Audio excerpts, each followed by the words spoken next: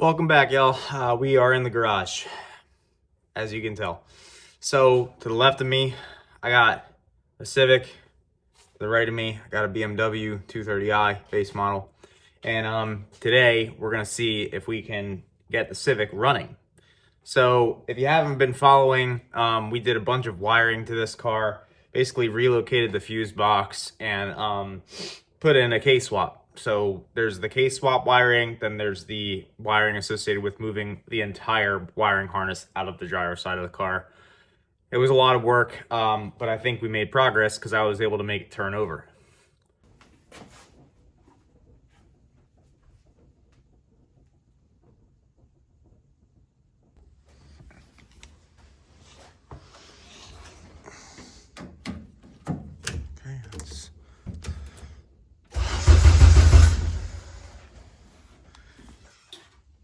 So as you can very clearly see, we were able to make that thing crank over, which is really cool.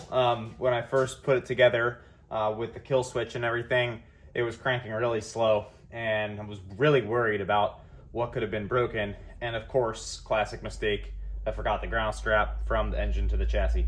So I'm gonna make up a new one. That ground strap is a little bit dinky, so I'm gonna try to find the right gauge of wire that I want, a little bit thicker, and then we're gonna have to get the right ring terminals to put on there as well. I know that some people feel like we're living in some pretty dark times nowadays, and I kind of agree. But, you know, the fact that you can buy a hydraulic crimper and cable cutter for like $30 on Amazon is pretty amazing. So we use that to crimp on this ring terminal to the battery cable, and then we heat shrink the end as well to make our new ground strap. What we have going on here is this is the current ground strap. You can see it's kind of dinky. And it's also going to this part of the shifter, which I really don't like.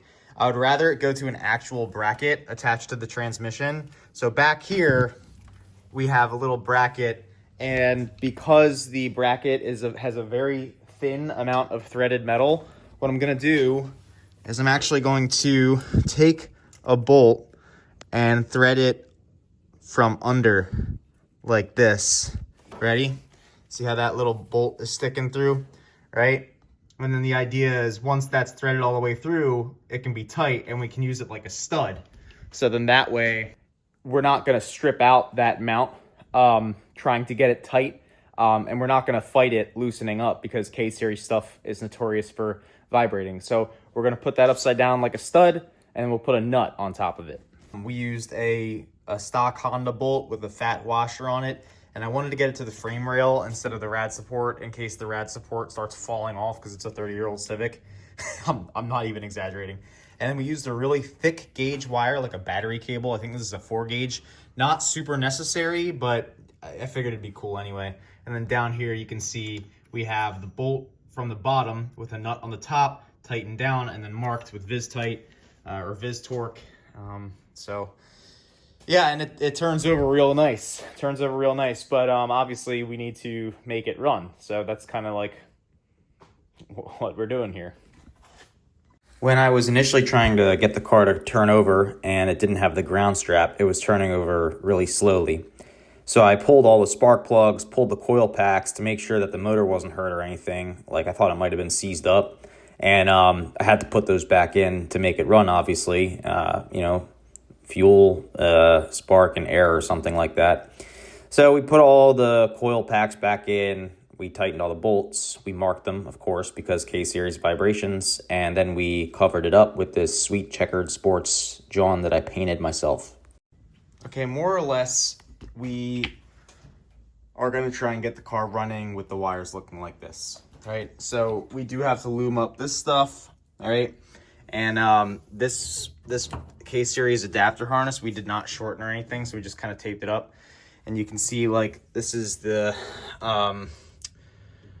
charge light indicator. This is the ELD, the electronic load detector or whatever. This is the fuel pump wires right here. And then this is our check engine light right here. And the idea is to get it running with the ECU and the fuse box with all these wires exposed. And then if it runs that way, we know we're most likely good. But, part of the problem is we don't have we're not running the OEM dash in this car. So we're going to have to install, I have my AIM dash here, or my AEM dash, and it's gonna have to connect into the CAN bus stuff here. So, I mean, I guess that's another thing we can probably wire up just to see if it works, is the AIM or the AEM dash. So, well, let's see if the fuel pump primes. Let's see. So, power's on. The power was in fact not on. I don't hear a fuel pump. Well, that's not good. Oh, wait. That's probably why. Okay, well, it bumps over, but the fuel pump is not priming. Oh! Okay, the fuel pump primed. It's weird. I have to wiggle the key. I guess there's something wrong with the tumbler. But yeah, the fuel pump primes. That's pretty cool. Let's see if we can get a dash in here and see if it reads anything.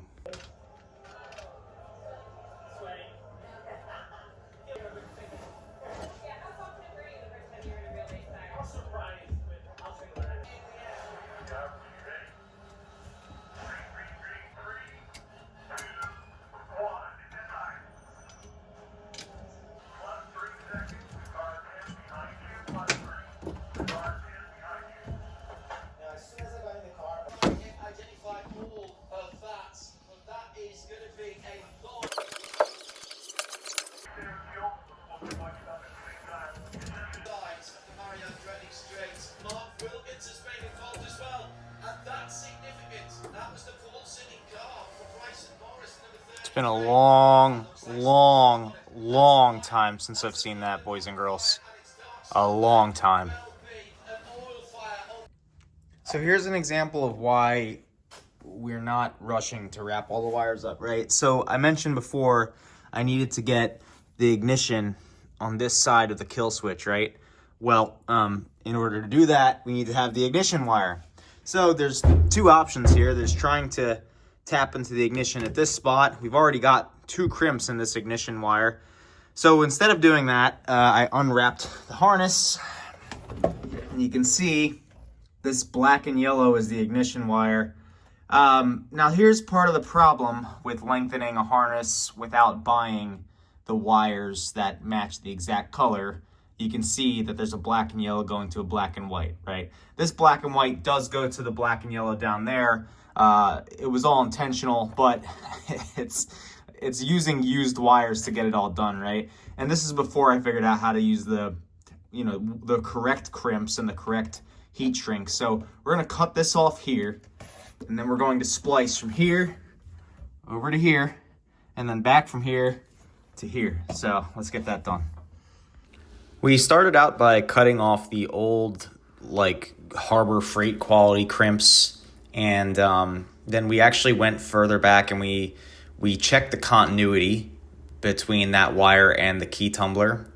We found 2 additional crimps in the wire, so we had to cut all the way back close to the steering column, strip the wires, and then crimp on a new wire with the same gauge.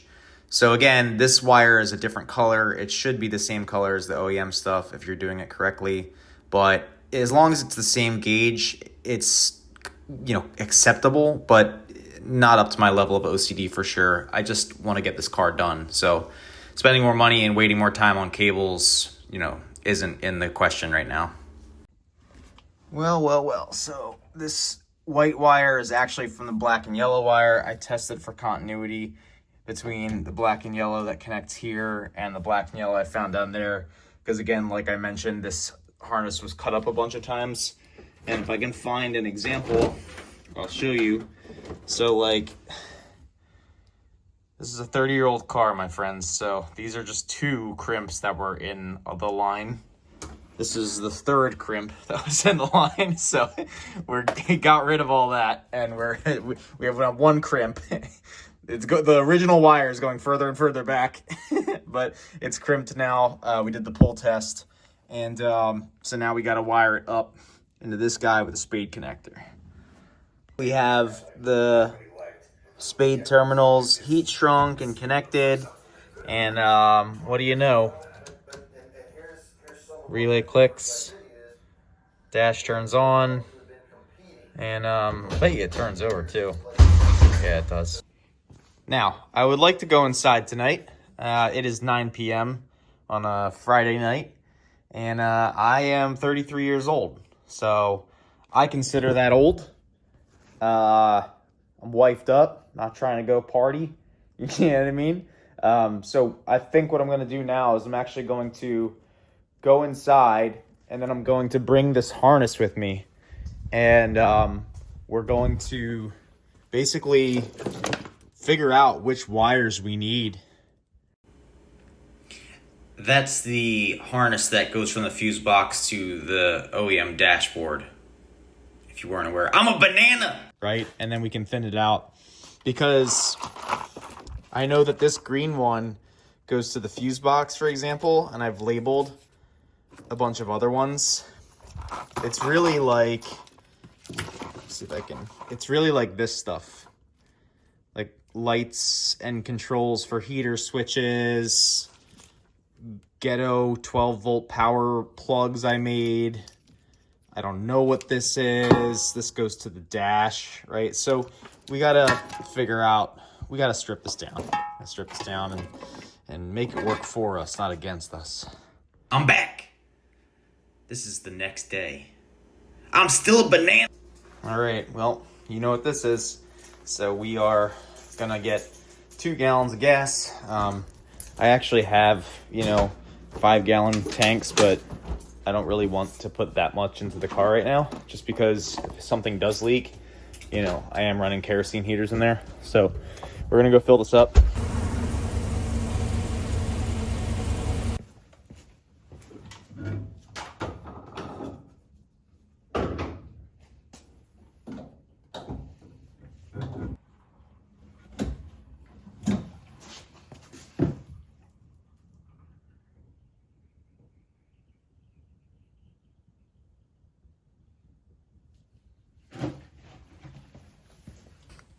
Mind you, the entire fuel system was apart on this car, so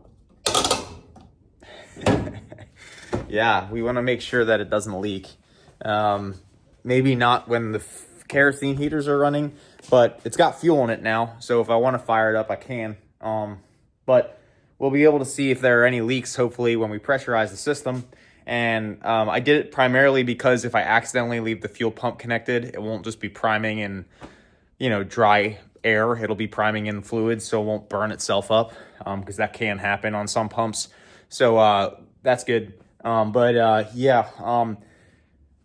I said before, we got to kind of figure out. So I brought my laptop in here. We downloaded AEM data and the AEM dash configuration software and Infinity Tuner. Infinity Tuner will allow us to upload a base map onto that computer, and then all the other stuff is for the dash and race car stuff. But we started getting some wiring diagrams for this guy. And, as I mentioned before, we're trying to figure out whether we, wire up the oil pressure or something at this point. One moment later.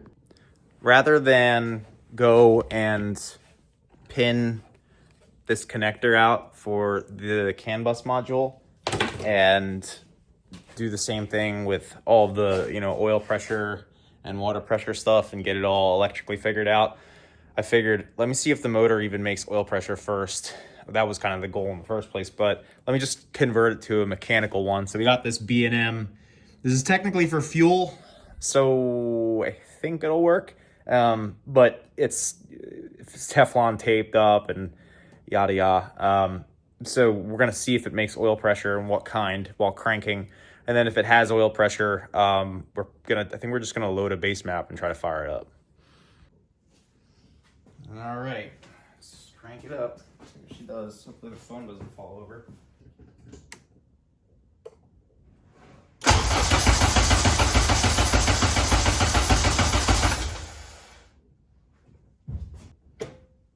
Well, I don't think that made any pressure, did it?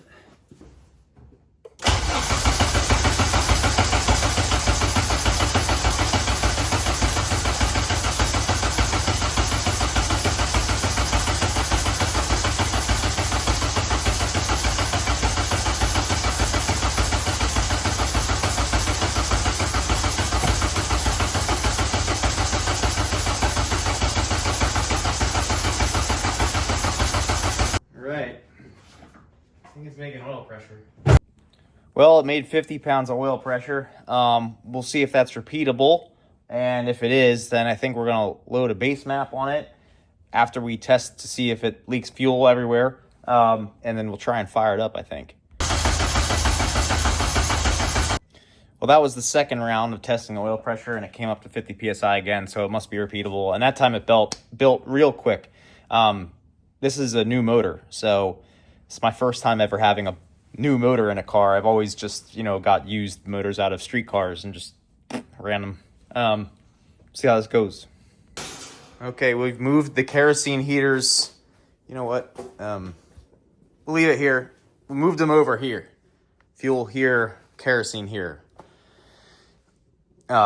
We reconnected the fuel pump, so now let's see if we have any leaks. It's the next thing. So fire it up, and not fire it up, but oh wait. Oh, okay. So that was fuel right there.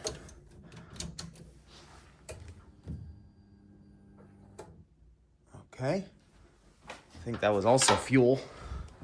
I heard something. Is it leaking? It'd be leaking here, because this is like the stuff that I put in. Leaking? There. I don't see leaks here. Yeah. I don't see leaks there either. Let's check underneath the car.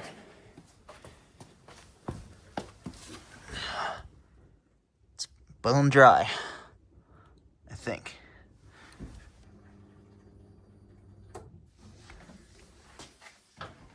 It's making like squeaking noises and stuff. Making me uneasy, dog. Making me uneasy. Oh, there we go. There's the first leak. And it's leaking at the AN fitting. Now it's unclear if it's leaking. Oh, it's leaking there. Oh, leaking there. Oh, wonder if we just tighten it. Maybe it'll fix it. Tightening it didn't fix it.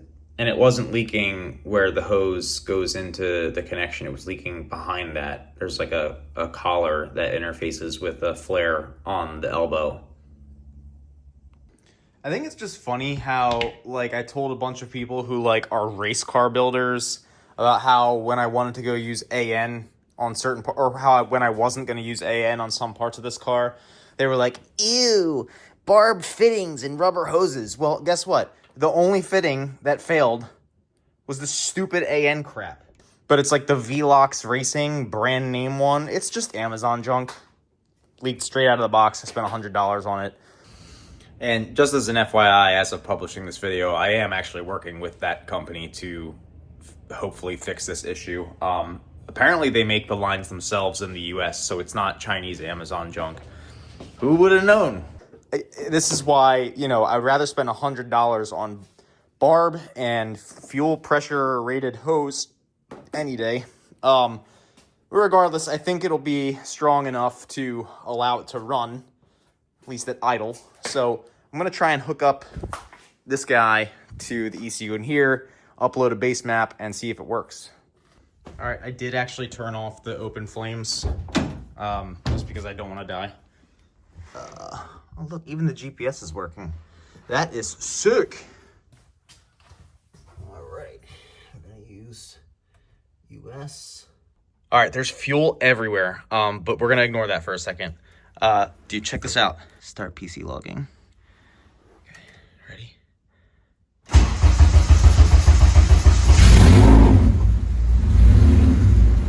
It's running, dude. It's running. It's running. It's alive. It's alive. And it's making 90 PSI oil pressure.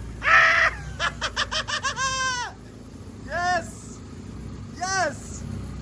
Dude, unreal. Unreal. Unreal. It's leaking fuel like a sieve, but I don't care, dude. It's running. Dude!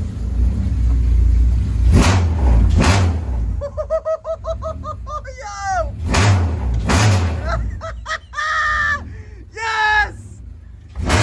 Yes! Dude! Oh my gosh, dude! Amazing, dude! Let's go! Woo! Yes! Woo! I can't believe it. It runs. That's crazy, dude. That's crazy. Oh my god. It is smoky in here. It makes 90 psi oil pressure, dude. 90 psi. There is fuel everywhere. Everywhere, dude. But oh my, it runs. It runs. It runs, dude. Oh my god. It runs. I'm so fucking happy, dude. Oh my god. It's been like 2 years, dude. Yes! Oh. Yo. I am so happy right now. If you enjoyed this video, thank you, firstly, for getting this far. But secondly, consider subscribing and giving me a like. I really appreciate the fact that you took the time to get this far. And as you can see, I was and still am very happy. This build has gone, it's been rough. It's been a long period of time without a race car. But I'm also doing everything right. I'm trying to check all my boxes and take my time and use my due diligence to make sure that this car is finally reliable. So anyway, again, thank you and consider subscribing. But this is going to be it for this video. So stay tuned for videos in the future. Peace out.